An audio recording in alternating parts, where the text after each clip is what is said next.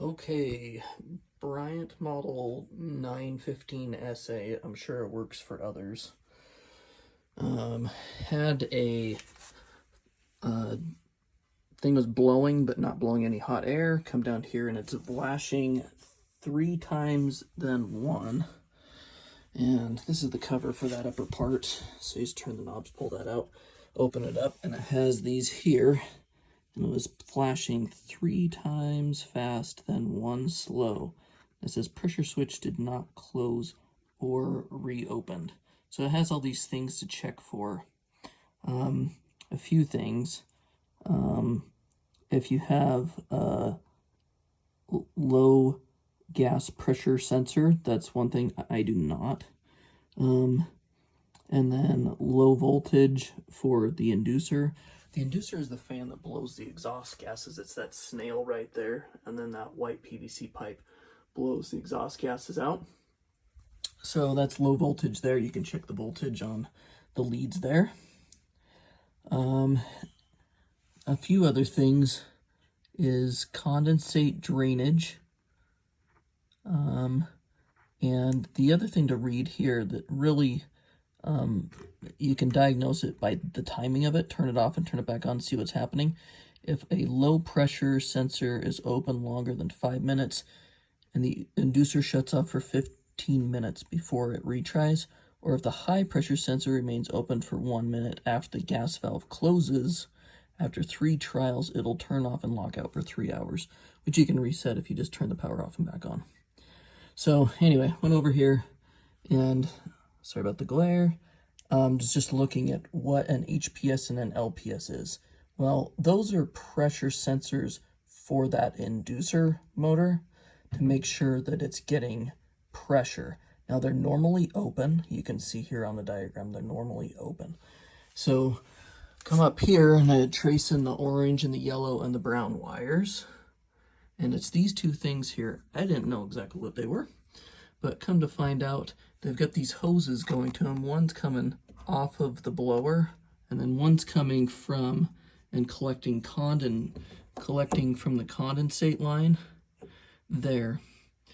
Now, they go in here, and they're normally open, and I checked with a voltmeter, but I just was checking for continuity, and when I sucked on these very, very gently, they're diaphragm valves that are normally open and will close when there's vacuum. So what it's checking for is if there's vacuum going and running on both of these to make sure that it is draining properly, exhausting properly, and that the fan is running to exhaust the gases. Because if it's not functioning properly, then you're not getting the exhaust gases to exhaust, which could cause a buildup of carbon monoxide. So that's what the safety switches are for. Now, when I was checking mine, I was checking the high pressure one, which hooks up to the blower impeller itself. And that one was a little slow to open and close. So that one's probably stuck, and I'm going to have to, replace that one at some point sooner than this one. This one seemed to function very, very quickly. Now, I cycled this back one, the high pressure one, a few times, and now it seems to be reacting very quickly, which is great. But another thing that I learned, which I think was the cause of maybe why this one's gumming up, is probably because it's getting a buildup of water. And so down here, so this whole black box is actually the bottom end of kind of the heat exchanger. And this is the condensate drain line. So it runs along the bottom here, and then it runs out to the outside here into the condensate drain. And I was noticing it was going really slow. So the other thing to check here, and I've already got it undone, there's a screw right behind that green line. So it's hidden, and now it's that bottom one. That's what holds this white box. I pulled this green line, and the green line cycles back to the top and recycles air or water up through. I pulled this off right here and pulled it down and let it drain, and it was pressurized and full of water. So that told me that it wasn't draining very well. So I pulled this. You can see there's a puddle of water down there.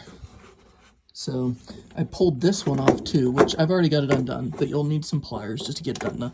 And then took that screw out and pulled that green line off, and there was just water coming out everywhere. Oh, make sure you turn the power off too. Mine is just on a switch right here. I don't know if you can see that, but that's another thing to make sure you do before you start messing with water and electricity. So anyway, if you take that thing and pull that box out, I'm going to show you what it's doing.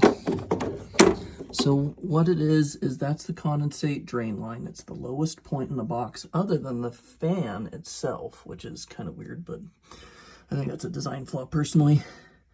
You can see there's the condensate drain line, and then there's another line that's above that, and those both connect to this box here. Well, what this box does, is the lower one of the two right here.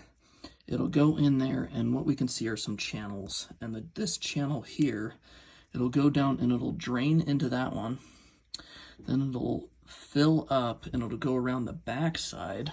You can see here, so it goes down and then around and back up and fills up this box here, and then it'll drain out the drain line, which was connected to that pipe right there.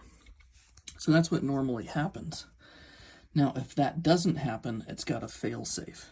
It'll go through and it'll start draining through this bottom drain, come up and down around the left side, then back up, and it'll drain back into itself.